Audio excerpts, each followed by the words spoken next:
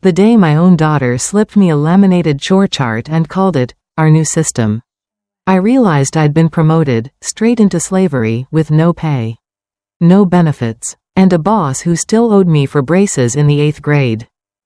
My name is Margaret Everett, 66, homeowner of a modest 2-bedroom in Fairview, Virginia, and lately the unpaid engine that makes everyone else's life purr. At 6 a.m., the sun hadn't even burned the fog off the maple trees when Rachel, my only child, 34, nails the color of a stop sign, handed me a sheet protector like she was our. Starting tomorrow, Mom, breakfast at 6, kids dressed by 7, school drop-off, deep clean Saturdays, meal prep Sundays. It's healthier. Healthier for whom? I asked. Everyone, she chirped, which in Rachel speak means me and Anthony. Anthony, my son-in-law, was draped on the couch like a cat in a sunbeam, scrolling his phone as if swiping were cardio. Without looking up, he added, and obviously, house expenses come from your pension. That's what pensions are for, keeping the house running. I blinked. My pension keeps me running. He grinned. Exactly. Team effort. The list marched down the page like a prison schedule, hour by hour until 11 p.m., ironing? I said, at 11? For who? Congress? Rachel breezed past my sarcasm. We've been here 2 years. Mom, we've maintained the place. We have rights. You can be our, she hesitated, as if choosing the least offensive synonym for maid, our household manager. Or you can find other arrangements. She smiled the way dentists do before they drill. I looked around my living room. The leather sofa I'd spent 2 years paying off had jelly fingerprints like modern art. The walnut coffee table bore rings because coasters were apparently a hate crime. My books, 40 Years of Paper Friends, had been boxed for Anthony's gaming rigs. Blinking like UFOs. On the wall, family photos were out. Movie posters were in. The house remembered me, even if the people in it didn't. Grandma, snacks? Ethan, 8, called from the floor where both grandchildren were glued to tablets. Lily, 6, tugged my sleeve. Can I have the cookies on the top shelf? Mommy says cookies are for after structure. Do we have structure yet? Working on it, I said, my voice thinner than I liked. Rachel clicked across the tile on heels I'm pretty sure cost a week of groceries. You've looked depressed. Mom, purpose will help. Structure is self-care. There it was, the wellness language of exploitation. Put a bow on a leash and call it therapy. In a real family, I said, people talk about roles. They don't laminate them. Anthony finally raised his eyes. We talk plenty. You just don't, like, execute. Execute? I echoed. I'm 66, not a startup. They traded a look that said she's being difficult. Then Rachel went in for the layup. Also, about your room. The master's better for us, more storage.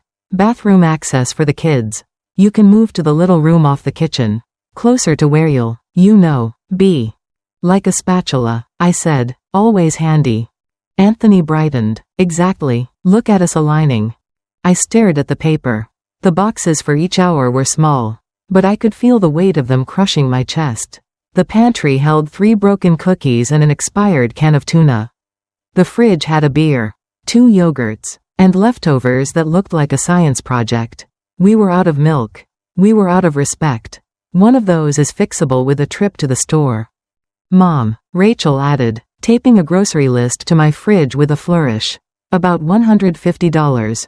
Plus vitamins for the kids and Anthony's shampoo. He has a sensitive scalp. My bank account has a sensitive balance. I said. You eat here every day. She replied, as if I were a stray cat who'd wandered in off the porch. It's normal to contribute. I wanted to say I contributed when she was 3 and feverish and I ate saltines so she could have the last bowl of soup. I wanted to say I contributed when I took 2 buses to my job at the county office for 4 decades. Then came home to fix leaking pipes with YouTube and prayer. Instead, I heard myself ask, too softly, and if I say no? Anthony shrugged. Then you're choosing to create instability. For the kids. Weaponized children, the oldest trick in the guilt handbook. At 3 a.m. that night, I swept cereal crumbs from the counter after Anthony's stress snack and stared at the schedule again. Someone had written iron in block letters at the 11 p.m. slot. I pictured myself smoothing their shirts while they slept in my bed. Somewhere between the broom and the iron, a wire inside me sparked. Very small, very bright. By Friday, Rachel announced a couples retreat, downtown, on a bonus Anthony got for hybrid productivity, which I believe is corporate for napped between meetings. I was left with the kids, the chores, and a taxi receipt with my name on it. Structure, Rachel said, patting my hand like I was an emotional support dog. Don't spoil them. On Sunday, Lucy Carter, my neighbor. 15 years of front porch gossip and the kind of friend who tells you spinach is in your teeth before a photo, called. You sound off. Maggie, need me? I opened my mouth to say I was fine. What came out was, can you come over? She arrived with coffee and eyebrows arched so high they nearly met her bangs. I showed her the laminated list. The grocery note. The plan to move me to the broom closet with a bed. She listened. She didn't blink. Then she said the one word I hadn't let myself say out loud. Exploitation. And you're going to stop it. Something in me sat up straighter. How? Lucy tapped the schedule with a red nail. You start by remembering whose name is on the deed. Then you call a lawyer who likes paper almost as much as laminated tyrants do. The next morning at 8:59 a.m., I stood under a brass plaque that read David Miller, attorney at law, $200 of emergency savings in my purse. A pulse like a hummingbird. And a single sentence ready on my tongue. I need to know exactly how to take my house, and my life, back. David Miller's waiting room smelled like lemon polish and quiet authority. The receptionist, a woman half my age with nails shorter than Rachel's but twice as efficient, offered me coffee and asked, "Is this an emergency?" "Yes," I said. My voice didn't wobble this time. It's survival. When David finally stepped out, a man in his 50s with a beard trimmed sharper than my daughter's tongue, he shook my hand as though I was already someone worth taking seriously. That alone nearly undid me. "Tell me what's going on, Mrs. Everett," he said.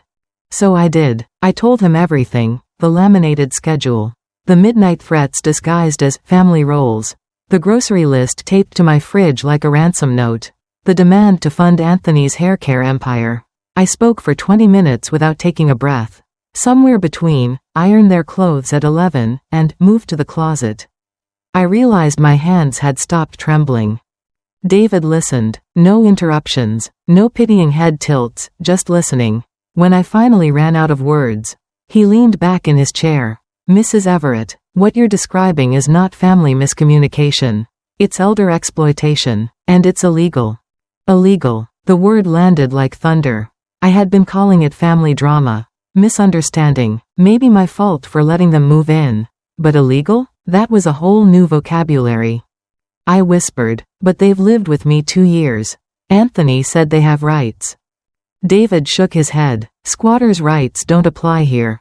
They've never paid rent, never contributed financially. What they're doing, forcing you to pay. To work without consent, that's abuse.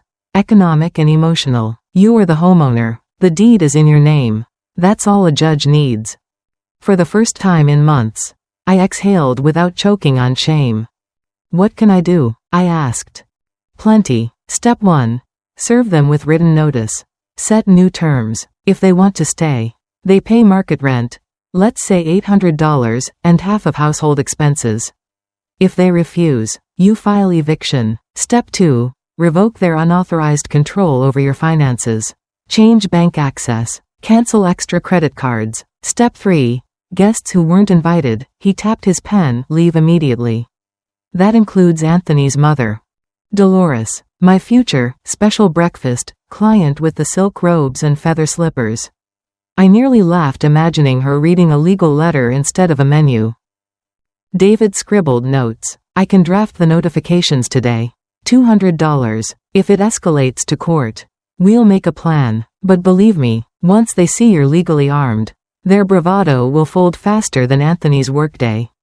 $200. Less than a weekend of Rachel's spa facials. Less than Anthony's shampoo collection. And here it was. A price tag for my freedom. "Do it," I said. "Draft them." "Excellent choice. He smiled, not a salesman smile, but a man who's seen worse smile. Want me to deliver them? I straightened in my chair. No, I'll deliver them myself. It's time my family saw my face when I stop apologizing.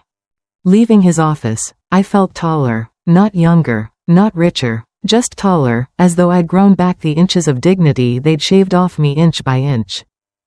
At the bank, I canceled Rachel's access to my credit card, a move that felt like cutting an umbilical cord 2 decades late. The manager nodded. Only you from now on. Exactly, I said, only me. By the time I walked home, I'd been gone 4 hours. I had left to buy Dolores's breakfast eggs. I returned without groceries but with something far heavier, 3 letters in a manila envelope that could redraw the map of my life. In the living room, Dolores and Rachel perched like queens waiting for tea service. Dolores sniffed. Finally, did you get the whole wheat bread? I set the envelope on the coffee table between them. No, I got something better. Rachel frowned. Mom, where are the groceries? We need to talk, I said, calm as a surgeon. All of us, right now. Dolores reached for her letter. Rachel's hand shook as she snatched hers. And I, Margaret Everett, stood there holding the third like a royal decree. For once, the silence in my own house belonged to me. Rachel tore at the envelope like it might contain a coupon she desperately needed. Her eyes darted back and forth, scanning the legalese. The color drained from her face, leaving only the pink polish on her nails looking alive. This is ridiculous. She sputtered. You can't just kick us out. We're family. I folded my arms. I'm not kicking you out. I'm offering you a contract. Stay, but you pay rent and expenses. $800 a month. Or leave, your choice. Anthony's mother, Dolores Rivera, squinted at her letter, lips tightening until they looked like fishing line. 48 hours, she croaked. You're telling me I have to pack my bags in 2 days? I'm Anthony's mother. That makes me family too. Not my family, I said evenly, and family doesn't get to show up uninvited and demand silk pillows and hypoallergenic detergent. Dolores gasped, clutching her robe as if I'd stabbed her with words sharper than knives. Rachel looked up, her eyes shimmering with what I recognized instantly, weaponized tears. She had been pulling that stunt since age 6 when she wanted an extra scoop of ice cream. Mom, how can you do this to us? She whispered. We love you. We just wanted to live together. Be a united family. Now you're throwing lawyers at us. A united family doesn't laminate a chore list for one member. I replied. A united family doesn't threaten the homeowner with eviction if she doesn't cook dinner on command. Anthony walked in at that moment. Tie askew, face red from the summer heat, or maybe fury. What's going on? He demanded, snatching his letter. His eyes widened. You have got to be kidding me. $800 a month? Plus half the bills? Where do you think we're going to get that kind of money? I raised an eyebrow. From the same place you got money for the downtown couples retreat. Or the $300 sneakers Rachel bought last week. Or the bonus you bragged about while I bought detergent with my pension. Anthony's jaw worked like a man chewing nails. This is betrayal. After everything we've done for you, keeping you company, bringing life into this house. Company? I snapped. Is that what you call yelling at me about cereal at 3 in the morning? Is that what you call draining my pension while you nap for your work from home days? Dolores muttered. Ungrateful. That's what this is. I've never seen such disrespect for elders. The irony almost made me laugh. Funny, Dolores, because that's exactly what I was thinking. For the first time, Rachel's mask cracked. Panic flared in her eyes as she realized I wasn't bluffing. Her voice shook. Mom, be realistic. You can't live alone at your age. Who will take care of you when you get sick? I leaned forward, my voice steady as a sermon. I'd rather hire strangers who respect me than live with family who exploit me. The room fell into a silence so heavy you could hear the clock tick. Anthony finally slammed the letter down on the table. Fine, Margaret, if you want a war, you've got one. We've already consulted about our tenant rights. Let's see how your fancy lawyer handles that. Anthony's words cracked through the room like thunder. He puffed out his chest, clearly expecting me to fold the way I always had. Rachel clung to his arm as if his bluster might shield her from reality. Tenant rights, he repeated, louder this time, as though volume might make the claim true. We've been here over 2 years. That means we can't just be tossed out on a whim. I smiled, an actual smile. Not the tight grimace I'd been wearing for months. Oh, Anthony, I hope you didn't pay anyone for that advice. My attorney explained everything. No rent paid, no written lease, no rights. Do you know what it's called when adult children live rent-free? Eat your food, spend your money, and force you to do all the work? His eyes narrowed. Family. No, I said, sliding the word across the coffee table like a dagger. Exploitation, elder abuse, and that's a crime. Dolores let out a gasp so dramatic I thought she might faint. You dare accuse my son of a crime? He is a good man. A provider. Provider? I laughed. A short, sharp sound. I've provided the roof, the food, the utilities, and the labor. The only thing Anthony has provided is a daily nap schedule. Rachel's tears flowed freely now. Mascara threatening to streak. Mom, please, think of the kids. Do you really want Ethan and Lily to grow up in a broken home? I softened for a fraction of a second, until I remembered Ethan asking me if I'd make snacks while his father guzzled beer at 4:30 in the afternoon. They already live in a broken home. Rachel, I'm trying to fix it. Anthony slammed his fist against the arm of the sofa. You think you're strong because some lawyer printed out letters? Fine, let's take it to court. See how long your pension lasts when we drag this out. I leaned back, calm as a judge. Go ahead, because unlike you, Anthony, I actually have paperwork, deeds, bank statements, witnesses. I tilted my head toward the window, where Lucis lace curtains fluttered next door, and neighbors who've seen everything. Dolores shifted uncomfortably. She wasn't used to being on the weaker side of an argument. This is madness, she muttered. No, I corrected. This is me finally remembering my name is on the deed. For the first time in 2 years, the house felt like mine again. The walls no longer pressed in on me, they stood at my back. Anthony's phone buzzed, and when he glanced at the screen, a slow grin spread across his face. Perfect timing, he said. It's our lawyer. Let's see what he has to say about all this. Anthony swaggered toward the hallway with his phone, muttering into it like a man on the brink of victory. Rachel and Dolores exchanged relieved glances, as if a savior in a suit was about to swoop in and erase their problems with a magic wand. I sat back in my chair, arms folded, letting them marinate in their false hope. 10 minutes later, Anthony marched back in, face flushed, jaw clenched so tight it looked wired shut. Well, I asked sweetly, what does your lawyer say? He hesitated, then spat. He needs more information. He said it's complicated. I chuckled. Translation. He Googled it and couldn't find a loophole. Rachel shot him a panicked look. Anthony, you said. Shut up, Rachel, he snapped. His voice cracked, not with authority but with panic. Dolores sat straighter, clutching her robe like armor. Even if what you say is true, Margaret, you wouldn't actually throw your own daughter out on the street. No mother would. I leaned forward. A mother protects her child. A mother does not become her child's servant. If Rachel wants to be treated like family, she needs to remember how to act like family. Rachel's tears turned to rage. You think you can just replace us? You'll be alone, Mom. Alone and pathetic with no one to look after you when you're old and sick. Her words should have stung. Instead, they rolled right off. Better alone with my dignity, I said, than surrounded by people who love me only for my wallet and my cooking.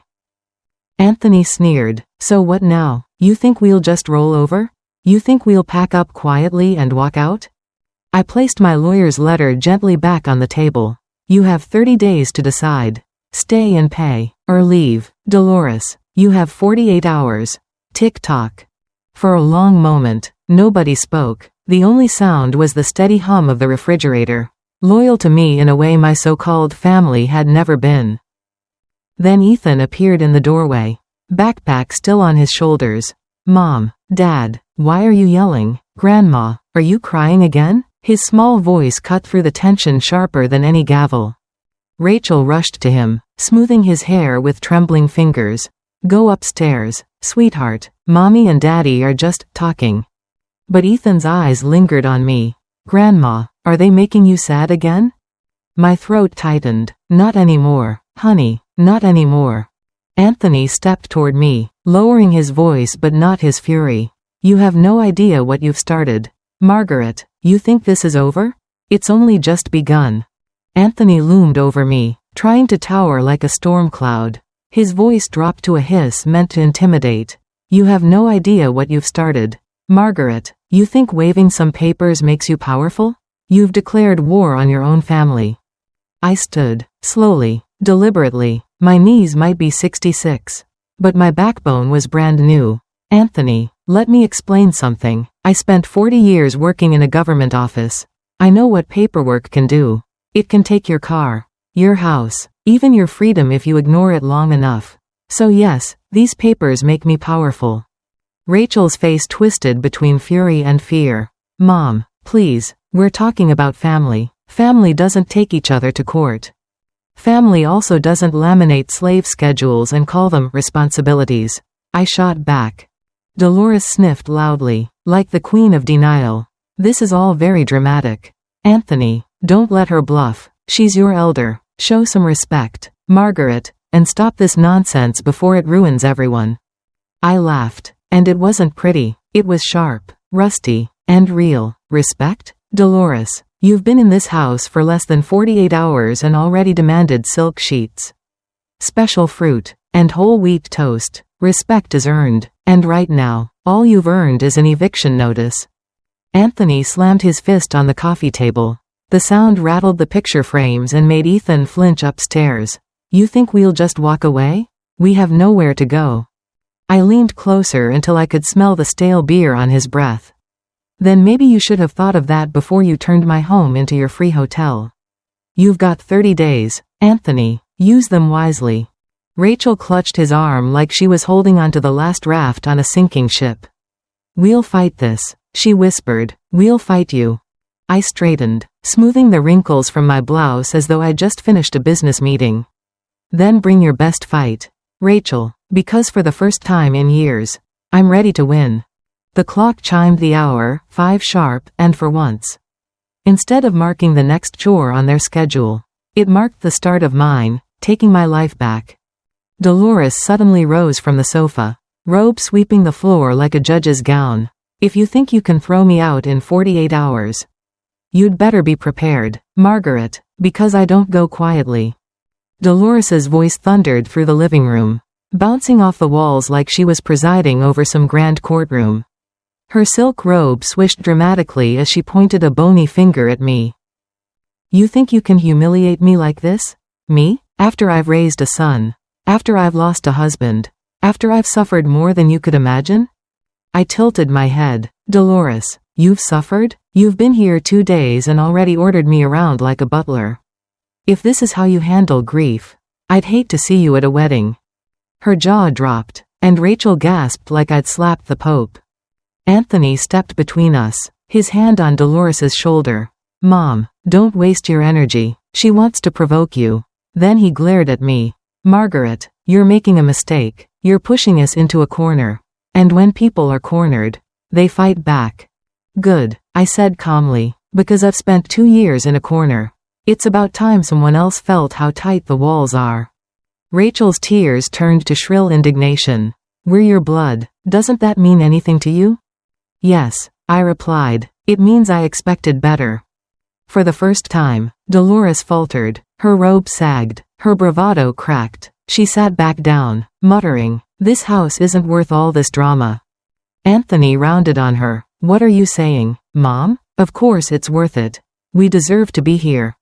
Dolores shook her head, eyes narrowed at me. You don't understand, Anthony. She's serious, and I've lived long enough to know when a woman has made up her mind. Margaret's not bluffing. Rachel's face went pale. So, what do we do? Anthony clenched his jaw. We fight. We'll find a lawyer, a judge, anyone who'll listen. And if that doesn't work, he leaned forward, his voice dropping to a growl, we'll make her regret it. I held his stare, my voice steady as stone. The only thing I regret is letting it get this far. Upstairs, A small voice broke the tension. "Grandma?" It was Lily, clutching her stuffed rabbit, peering down the stairs. "Why is everyone mad at you?" The whole room froze. Lily's little voice carried more weight than all of Anthony's threats. She stood on the staircase in her polka-dot pajamas, clutching that threadbare rabbit she'd dragged everywhere since she was 3. Her eyes were wide and wet. "Why is everyone mad at Grandma?" she asked again, her voice trembling. Rachel bolted upright, plastering on a smile that fooled no one. "Sweetheart, go back upstairs. Mommy and Daddy are just talking." But Lily didn't move. She hugged the banister tighter. "You're yelling at Grandma. You always yell at Grandma." Anthony's face twitched. "Lily, don't start. Don't you dare raise your voice at her." I snapped. My fury surprised even me. "She has more sense than all of you combined." Dolores gasped, clutching her chest like she'd just witnessed heresy. Rachel's eyes darted nervously between me and her daughter, as if she suddenly realized the performance was unraveling. Lily's gaze locked on me. "Grandma, are they gonna make you leave?" The question pierced me like a nail through wood. I climbed one step and knelt so I was level with her. "No, sweetheart, this is Grandma's house. I'm not going anywhere." Her shoulders relaxed, but her small voice still wavered. "Promise?" "I promise," I whispered, kissing her forehead. Behind me, Anthony scoffed. "Unbelievable. Manipulating a child now? You should be ashamed." I turned slowly, my eyes blazing. "Me? I should be ashamed? Anthony, you've used your children as shields for every selfish thing you've done. You're the one who taught them Grandma is just the maid, not family." Rachel flinched as if struck. "That's not fair." "It's the truth," I said. Lily scurried back upstairs, hugging her rabbit tight, but not before shooting her parents a glare far too wise for 6 years old. The silence she left behind was deafening. For the first time, Anthony looked rattled. Rachel's lips trembled. Even Dolores seemed unsure of her footing. I straightened, squaring my shoulders. The children already see it. They know what's been happening here. And when kids can tell something's wrong, believe me, a judge will too. Just then, the front door opened with a heavy creak. Lucy Carter stepped inside, holding a folder under her arm. "Hope I'm not interrupting," she said, her eyes glinting. "Actually, I think I came at the perfect time." Lucy's entrance was like a fresh gust of air blowing through a house thick with smoke. She shut the door behind her, set her folder on the coffee table, right on top of Anthony's clenched fist, and smiled the kind of smile that said, "I'm not here to play." "Lucy," Rachel stammered, her voice caught between relief and dread. "This is a family matter. You shouldn't." "Funny," Lucy cut in smoothly, "because from where I'm standing, it looks like an abuse matter. And family or not, abuse is everybody's business." Anthony sneered. "Who even invited you?" "I did," I said firmly. Dolores sniffed, adjusting her robe like armor. "So now you need your nosy neighbor to fight your battles? Pathetic." Lucy leaned forward, unbothered. "Oh, Dolores, don't flatter yourself. I didn't come to fight. I came to witness. Because if this goes to court, witnesses matter. And let me tell you, I've seen enough." Anthony barked a laugh. "Witnesses? Court? You're bluffing. None of this will hold up." Lucy tapped her folder. "Then you'll be thrilled to know I've kept notes. Dates, times, shopping trips. All the mornings I've seen Margaret hauling groceries while you lounged. Even a few photos, thank goodness for smartphones." Rachel's face drained of color. You've been spying on us?" "No," Lucy replied sweetly. "I've been watching my friends suffer." "Big difference." Dolores's hand fluttered at her throat. "This is outrageous. You people are treating me like a criminal." I turned to her, voice flat. "You've treated me like your maid since the second you stepped foot in my home. 48 hours, Dolores. You can spend them packing or complaining. Your choice." Rachel let out a strangled sob. "Mom, please, we can fix this without outsiders and lawyers. Just put away those letters. Tear them up, and we'll start fresh." "Start fresh?" I repeated, my voice rising. "You mean start with me in the back room by the kitchen? Ironing at 11 at night while you sip wine in my bed? That's your idea of fresh?" The silence that followed was so heavy you could hear the ice clink in the beer Anthony had abandoned on the counter. Lucy folded her arms, eyes blazing. Face it, folks, Margaret's done being your servant. And unless you want those notes of mine in front of a judge, you'd better take her seriously. Anthony's phone buzzed again. He glanced at the screen, muttered a curse, and stormed outside to take the call, leaving Rachel and Dolores alone with me and Lucy. Rachel's voice shook as she asked, "Mom, are you really going through with this?" Rachel's question trembled in the air. Half plea, half accusation. Her mascara had smudged just enough to make her look less like a victim and more like a child caught red-handed. "Am I really going through with this?" I repeated, tasting each word before I let it go. "Rachel, I already went through 2 years of silence, humiliation, and servitude in my own house. This," I tapped the envelope of letters, "this is me finally going forward." Dolores scoffed, crossing her arms like a queen stripped of her crown. "Forward? Into loneliness? You think the law will keep you warm at night? You'll regret this, Margaret, mark my words."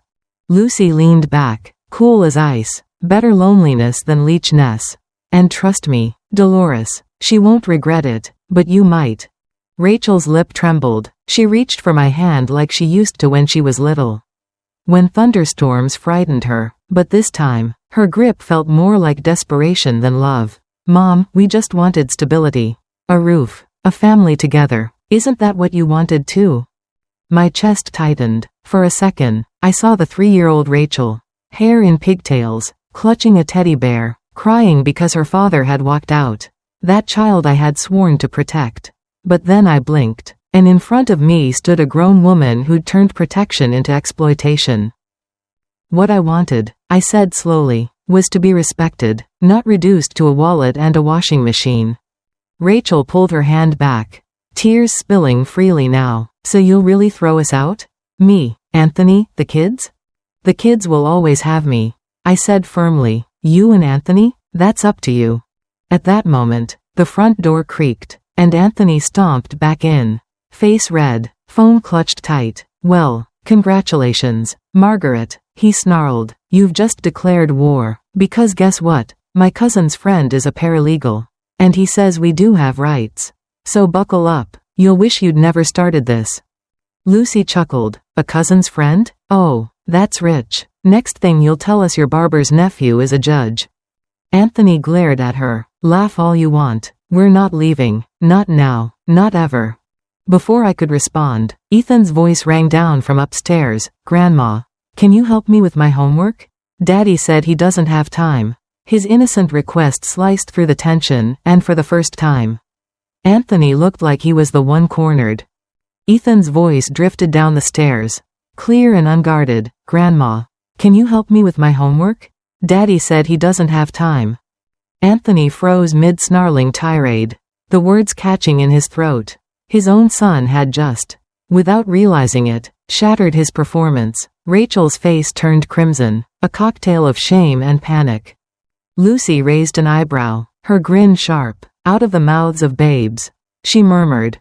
I stepped toward the staircase, my voice warm. "I'll be right there, sweetheart." Then I turned back, steel in my tone. "Do you hear that, Anthony? That's your son telling the truth neither of you can spin. You don't have time, but I always do, and yet somehow, I'm the one being treated like disposable staff." Anthony's jaw clenched, his fingers drumming against his phone like a trapped animal. "Don't drag the kids into this. They're already in it," I shot back. "They live in this house, too. They see everything. They see me running this place while you lounge and threaten. You can call lawyers, Anthony, but children don't lie." Dolores adjusted her robe, muttering, "Children repeat what they hear. They're just parrots." Lucy leaned forward, her voice sharp as glass. "Funny, Dolores, if they're parrots, what does it say about the nest they're mimicking?" Rachel flinched as though Lucy had slapped her. "Stop it," she whispered, but her voice cracked. From upstairs, Ethan called again, softer this time. "Grandma, please?" I lifted my chin. "Excuse me, my grandson needs me. That's one role I'll never resign from." I headed for the stairs, every step deliberate, claiming back the dignity they'd stripped. As I climbed, I heard Anthony hiss to Rachel, "We can't let her win. Not like this." And Rachel whispered back, voice breaking, "What if she already has?" When I reached Ethan's room, I found not just homework waiting on his desk, but Lily too. Sitting cross-legged on the bed, she looked up at me and asked the question that sliced deeper than any legal threat, "Grandma, why don't Mommy and Daddy like you anymore?" The question landed like a stone in my chest. Lily sat there, clutching her stuffed rabbit, eyes wide and searching. Ethan's workbook lay open on the desk, half-finished math problems waiting for attention. But neither child cared about numbers right now. They cared about me.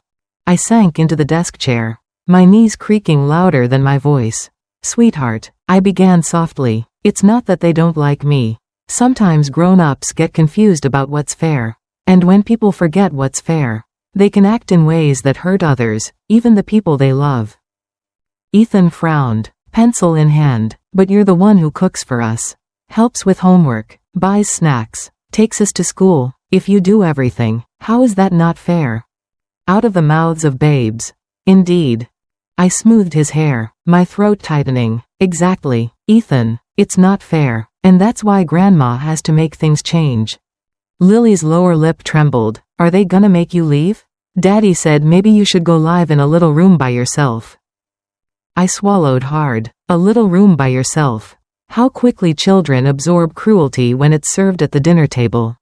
"No, my love," I said firmly. "This is my house. No one can make me leave. Not your mommy, not your daddy, not even your grandma Dolores." Ethan's eyes lit with relief. "So we'll still get to stay with you?" "Yes," I said, forcing a smile. "No matter what, you'll always have me." A silence settled, broken only by the scratching of Ethan's pencil as he went back to his math. Lily climbed into my lap, pressing her rabbit against my cheek. "Don't let them be mean to you anymore. Grandma, you're too nice." Her words burned more than soothed. Too nice. That's how it had all started. Nice enough to let them move in. Nice enough to foot the bills. Nice enough to let myself disappear. Downstairs, muffled voices rose, Anthony barking orders, Rachel crying softly, Dolores throwing in her commentary like a sports announcer. The storm was brewing, and it wouldn't wait long. I kissed Lily's forehead and whispered, "Grandma's done being too nice." A sudden knock at the front door cut through the chaos downstairs. Heavy, measured, official, Luce's voice floated up the stairs. "Margaret, I think you'll want to answer this." The knock echoed again, steady, deliberate, like a gavel striking wood. I gently set Lily on the bed and kissed Ethan's hair. "Stay here, both of you. Do your homework. I'll be back soon." Their small faces nodded, though their eyes followed me with worry as I made my way down the stairs. In the living room, Anthony was pacing like a caged animal. Rachel sat wringing her hands, and Dolores perched on the sofa with her robe wrapped tight as though bracing for a blizzard. Lucy stood near the door, arms folded, that sly glint in her eyes. The knock came a third time. I opened the door. On the porch stood a uniformed officer, tall, broad-shouldered, with a clipboard tucked under his arm. "Mrs. Everett?" he asked. "Yes," I replied, my voice steadier than I felt. He gave a polite nod. "David Miller's office asked us to serve official notice in person. To confirm receipt. It's a standard courtesy for elder exploitation cases." He glanced past me into the room, his gaze sweeping over Anthony, Rachel, and Dolores. "I assume the other residents are present?" Rachel gasped. You called the police?" "No," I said evenly. "I called a lawyer. The police are just doing their job." Anthony puffed up, his voice dripping with false bravado. "This is outrageous. We've lived here for 2 years. We have rights." The officer's expression didn't budge. "Sir, do you pay rent?" Anthony faltered. "Well, no, but..." "Utilities? Groceries? Property taxes?" Anthony's silence was answer enough. The officer handed me 3 sealed envelopes. "Ma'am, these are the official notices. I suggest you keep a copy in a safe place. If there's any resistance, call us. We'll escort them out if necessary." Dolores clutched her pearls. "Escort? Like criminals?" The officer gave her a long, cool look. Ma'am, refusing to vacate when you have no legal standing is criminal trespassing. Rachel burst into tears, burying her face in her hands. Mom, how could you do this? I squared my shoulders, because for once, Rachel, I'm doing what's right, for me, for this house, and for the future your children deserve to see. The officer tipped his cap. Good evening, Mrs. Everett, call us if you need us. Then he turned and left, leaving the door wide open behind him. The silence that followed was deafening, broken only by the creak of the door swinging shut. Anthony's face darkened like a storm cloud. He leaned across the coffee table, eyes blazing. If you think this ends with a piece of paper, Margaret, you don't know who you're dealing with. Anthony's voice dripped with venom, each word stretched like a rubber band ready to snap. He leaned across the table, fists clenched. If you think this ends with a piece of paper, Margaret, you don't know who you're dealing with. I met his stare head on. You're right, Anthony. For 2 years, I didn't know who I was dealing with. I thought you were family. Turns out, you're just a freeloader with a loud mouth. Rachel flinched as though I'd slapped her. Mom, please, stop saying things like that. We can still work this out. We don't need lawyers, or police, or... Lucy cut in sharply. Rachel, the only reason you want to work it out now is because the law isn't on your side anymore. If Margaret hadn't finally stood up, you'd still be waving that laminated schedule like a badge of honor. Dolores sniffed, her voice quivering with indignation. This is barbaric, throwing family into the street. What will the neighbors think? Lucy smirked. Funny you should ask. Dolores, most of the neighbors already know. They've seen Margaret dragging grocery bags at dawn while your son mowed exactly nothing but his ego. Trust me, the only thing they'll think is about time. Anthony's face purpled. He slammed his fist against the coffee table again, rattling the envelopes. You can all laugh now. But I'm not leaving. Papers or no papers, I'm not moving my family out of this house. I stood tall, my hand resting lightly on the back of the armchair, steady as stone. Then you'll be escorted out in handcuffs. Because unlike you, Anthony, I understand what authority looks like, and it doesn't look like temper tantrums. His chest heaved, his eyes wild. For a moment, I thought he might actually throw something. But then he caught sight of Lucy's phone in her hand, recording every word. You're bluffing, he spat. Lucy wiggled the phone. Try me. Anthony's fury flickered into hesitation. Rachel sobbed harder. Dolores muttered prayers under her breath. I leaned forward, my voice calm but cutting. You have 30 days, Anthony. 30 days to find out just how serious I am. Or you can test me sooner. Either way, you'll lose. Upstairs, the sudden sound of little feet pattering across the hallway broke the tension. Ethan's voice called out, trembling but clear. Grandma? Are they gonna take you away? And just like that, the battle lines blurred into something far more heartbreaking. Ethan's small voice cut sharper than any lawyer's letter. Grandma? Are they gonna take you away? The room froze. Rachel's sobs turned into hiccups. Anthony's jaw unclenched just enough to show a flicker of guilt. And Dolores muttered, "Oh, heavens," under her breath. I walked toward the stairs, my heart pounding, every step echoing louder than the last. Ethan stood at the top, clutching the banister with white knuckles, his eyes wide, wet, and pleading. Lily peeked out from behind him, rabbit in hand, her lips pressed into a thin, worried line. I lifted my chin and spoke with all the calm I could muster. No, sweetheart, no one's taking Grandma away. This is my house. I built this home. I paid for this home. And I will stay in this home. Do you hear me? Ethan nodded slowly, but his voice cracked. But Daddy said, if we don't listen, we have to leave. And Mommy said you might not want us anymore. Rachel shot up, rushing to the bottom of the stairs. Ethan, that's not what I... Don't you dare twist this on him. I snapped, fire rising in my throat. The only reason these children are scared is because of the chaos you two created. You turned this house into a battlefield, and they're the ones caught in the crossfire. Lucy stepped closer, her voice firm but gentler than mine. Kids should never have to wonder where they belong. And right now, these two clearly know who makes them feel safe.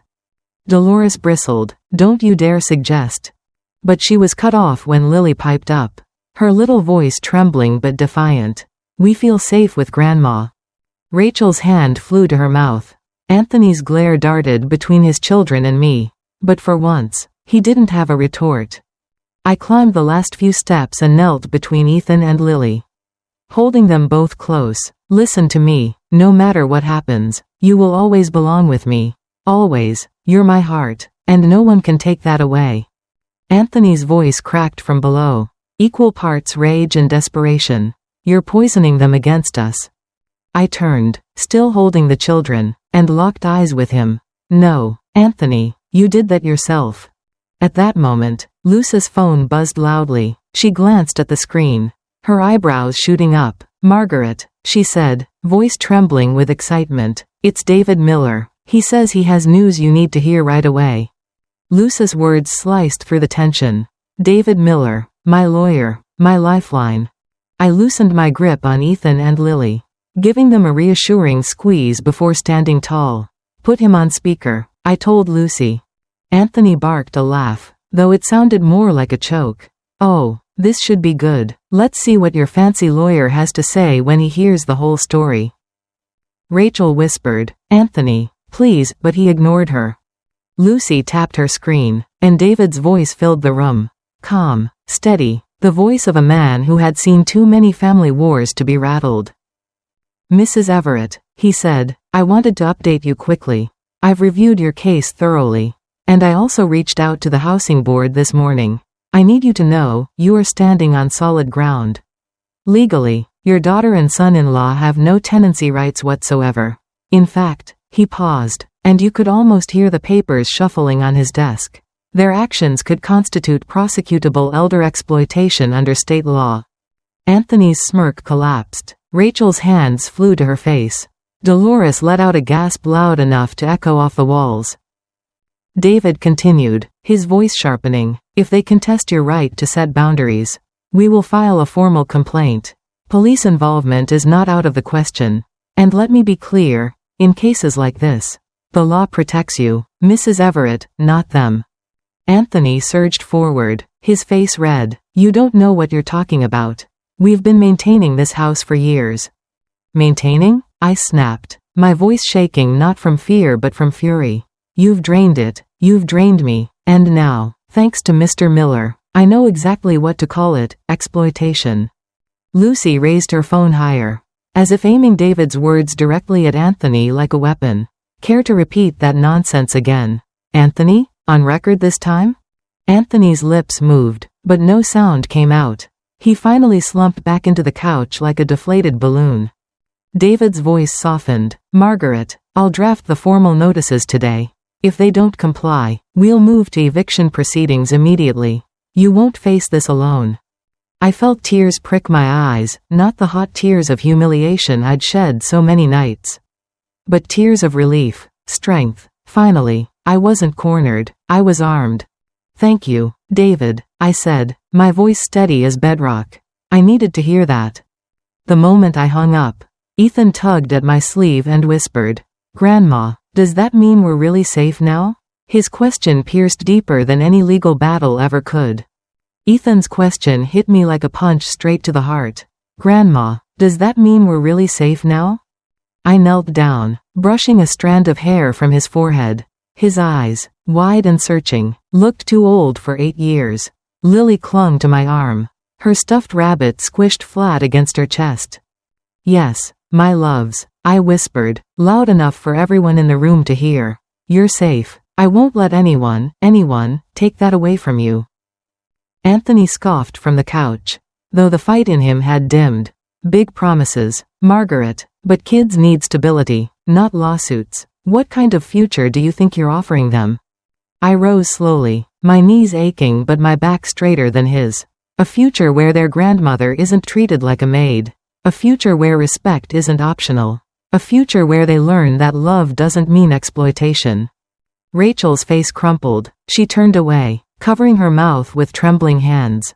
Dolores shifted in her seat, muttering, "Ridiculous, humiliating, disgraceful," though for once, she didn't sound so sure of herself.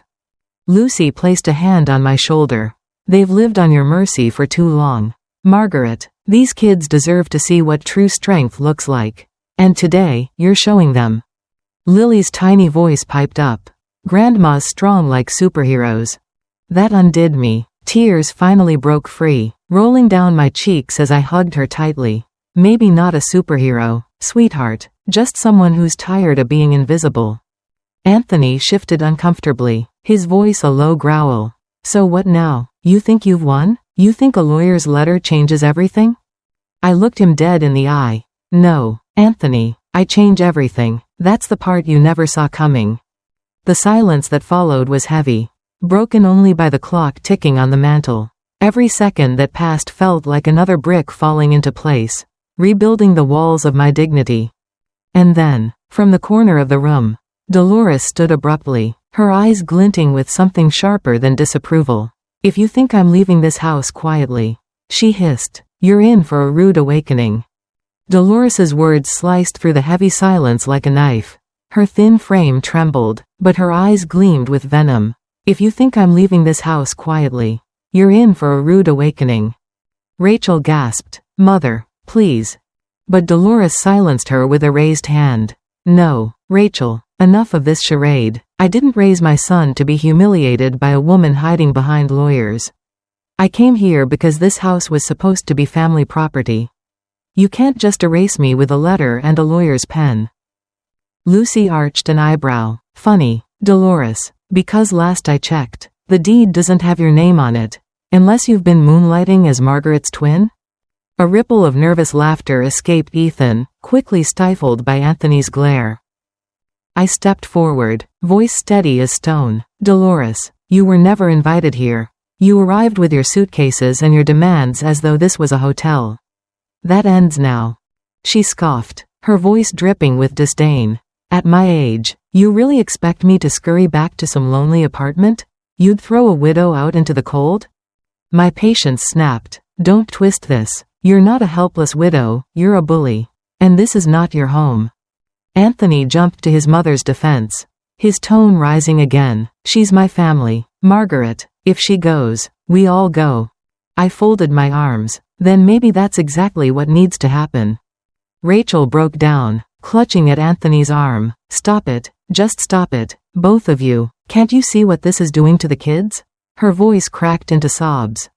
For the first time in 2 years, I saw something flicker across Anthony's face, not anger, not arrogance, but doubt. Dolores, however, doubled down, slamming her palm against the armrest. "If you try to force me out, I'll drag this family through every court in the county. You'll regret crossing me, Margaret Everett." Lucy stepped between us, her phone still in hand. "Recording. Go ahead, Dolores. Make that threat again, nice and clear for the camera. Judges love seeing elder abusers admit their intentions on video." Dolores froze, color draining from her cheeks. For once, her tongue failed her. I let the silence hang, then leaned in just enough for my words to sting. 48 hours, Dolores, that's what your letter says. And I suggest you use them wisely." At that exact moment, the front door banged open, and in walked Officer Daniels, hat tucked under his arm. His eyes swept the tense room as he asked, "Is there a problem here?" The room went still as Officer Daniels stepped inside, his presence filling the space with authority that none of us could ignore. His navy blue uniform was crisp, his badge gleaming under the light, and his tone was measured but firm.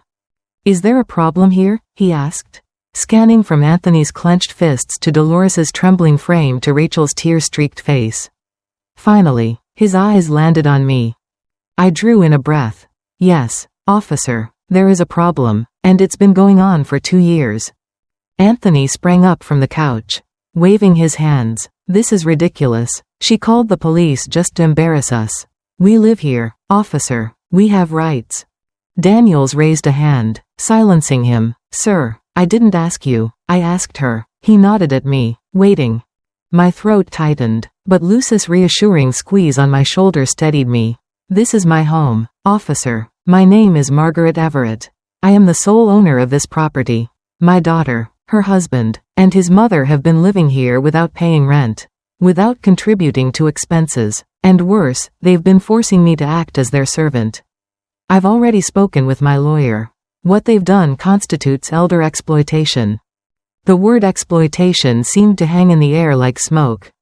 Rachel buried her face in her hands. Anthony barked out a laugh that sounded more like a growl.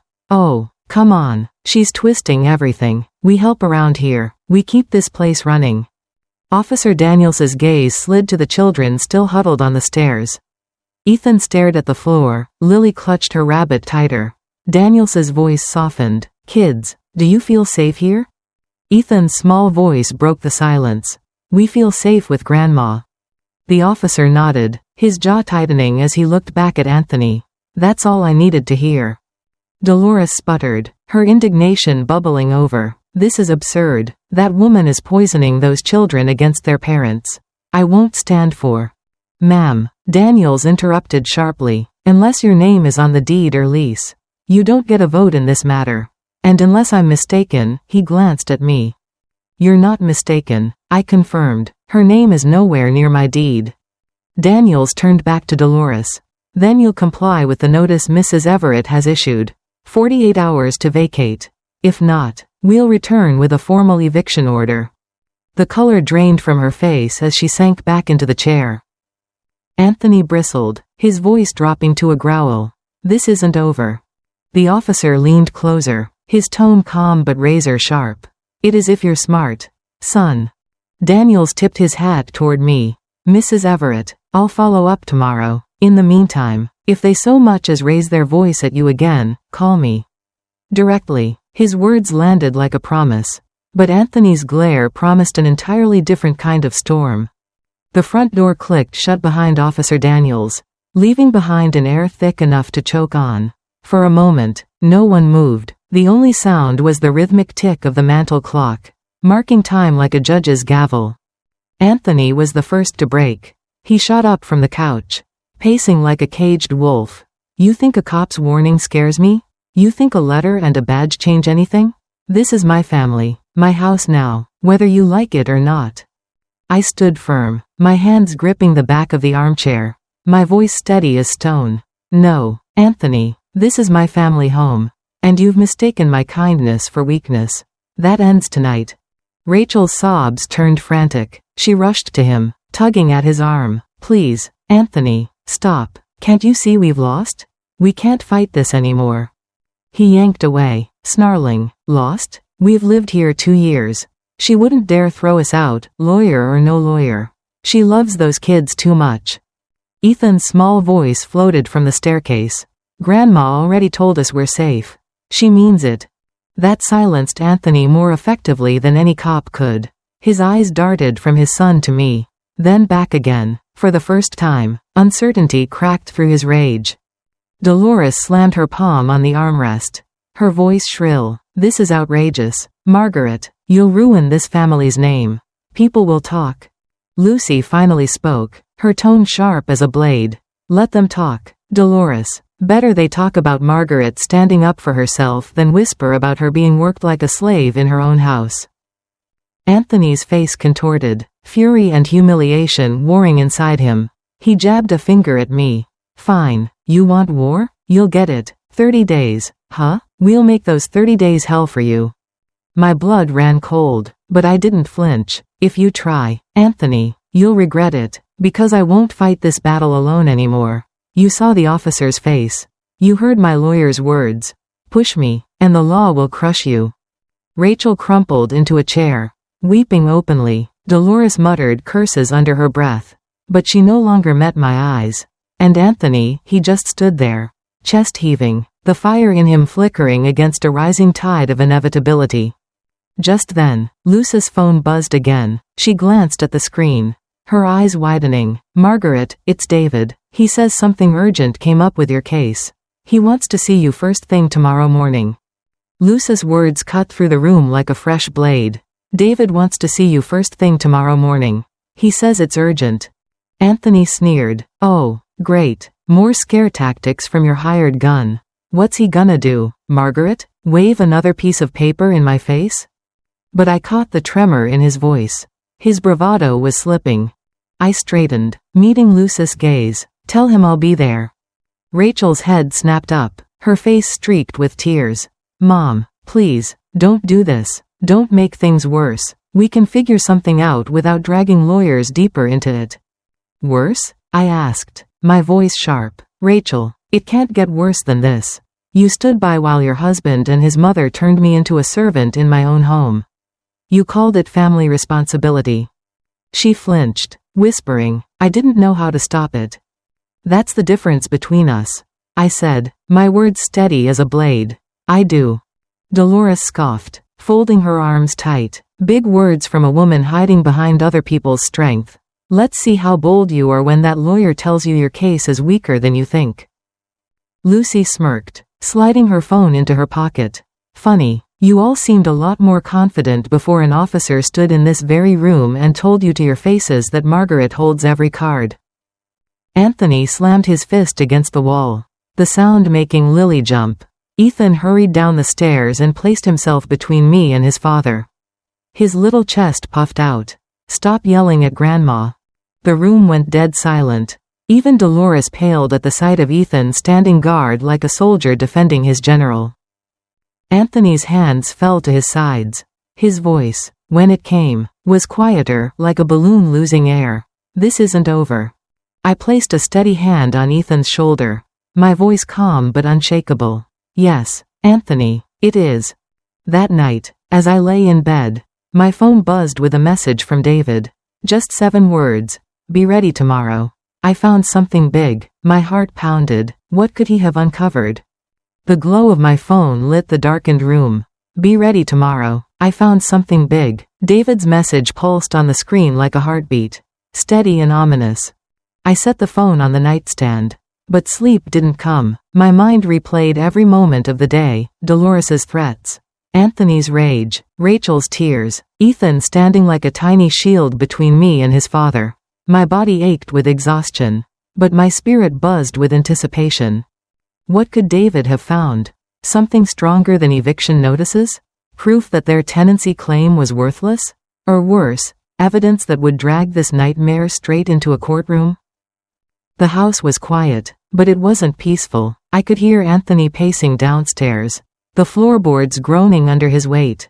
Dolores's muffled voice leaked through the walls, bitter and sharp. Rachel sobbed softly, her guilt echoing in the silence. And yet, for the first time in months, I didn't feel powerless.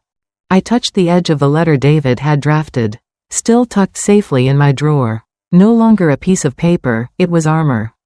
Tomorrow, I whispered to myself, everything changes. Just as my eyelids began to droop, a sound jolted me upright. The back door creaked open. Footsteps shuffled through the kitchen. I froze. My heart pounded so hard I could feel it in my throat. I reached for my phone.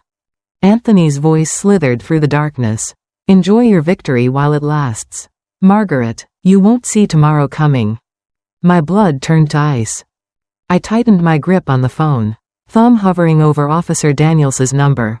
But before I could press call, a shadow moved past my bedroom door, and the doorknob began to turn.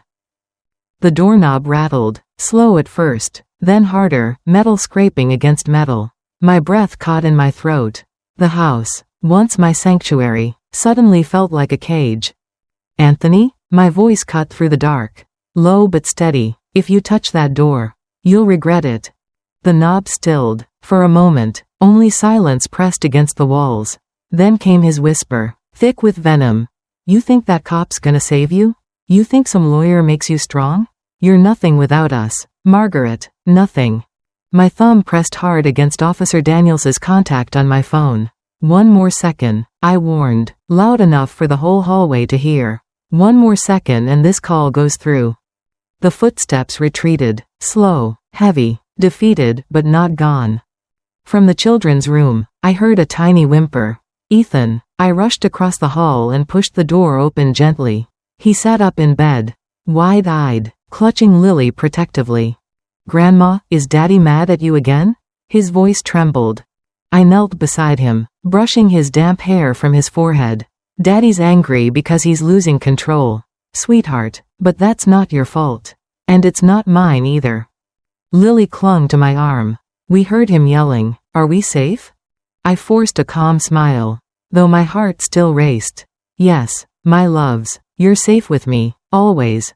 Behind me, I caught sight of Lucy in the doorway. Her phone raised, eyes blazing. She had recorded everything. "He just buried himself," she whispered fiercely. I nodded, clutching Ethan and Lily tighter.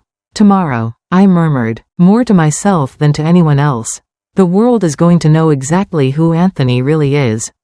Morning light seeped through the curtains hours later. As I prepared to leave for David's office, Lucy burst into the kitchen, her face pale but determined.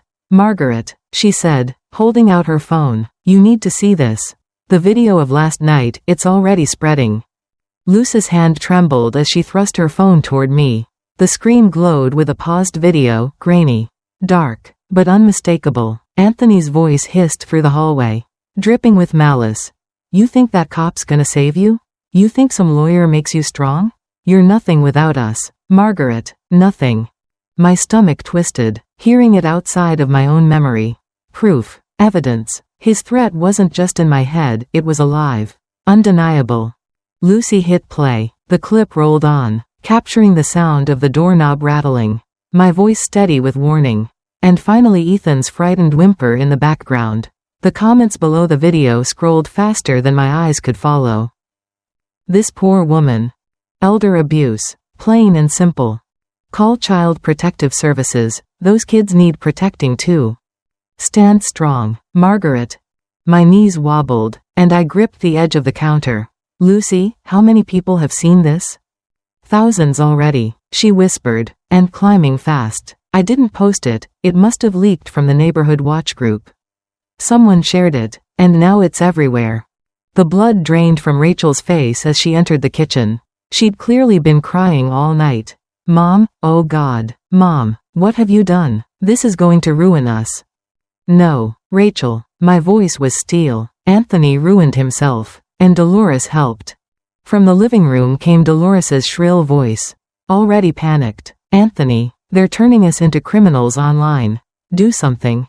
Anthony stormed in, eyes bloodshot, jaw tight. He snatched Lucy's phone, but she yanked it back before he could smash it. "Careful," she warned. "Destroying evidence won't save you. The internet doesn't forget." His voice dropped to a growl. "Margaret, take it down, now, or I swear." I cut him off, my voice sharper than his. "You swear? You swore when you moved in this would be temporary. You swore you'd help with the bills. You swore you wouldn't take advantage. Every promise was a lie. This time, Anthony, you don't get to swear. You get to leave." Ethan's small figure appeared in the doorway, holding Lily's hand. His voice shook, but his words were clear. "Grandma's right." Anthony froze, staring at his son. Before anyone could respond, my phone buzzed loudly on the counter. David Miller's name lit up the screen. I answered with a shaking hand.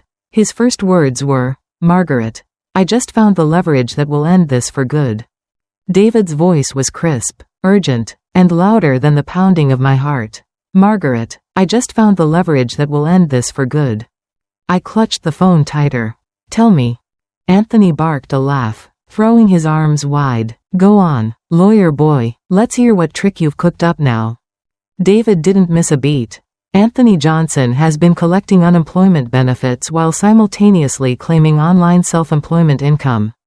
I've got the records. That's fraud, and if he doesn't vacate your property peacefully, I'll make sure the authorities take a closer look." The room detonated in silence. Rachel's sob turned into a strangled gasp.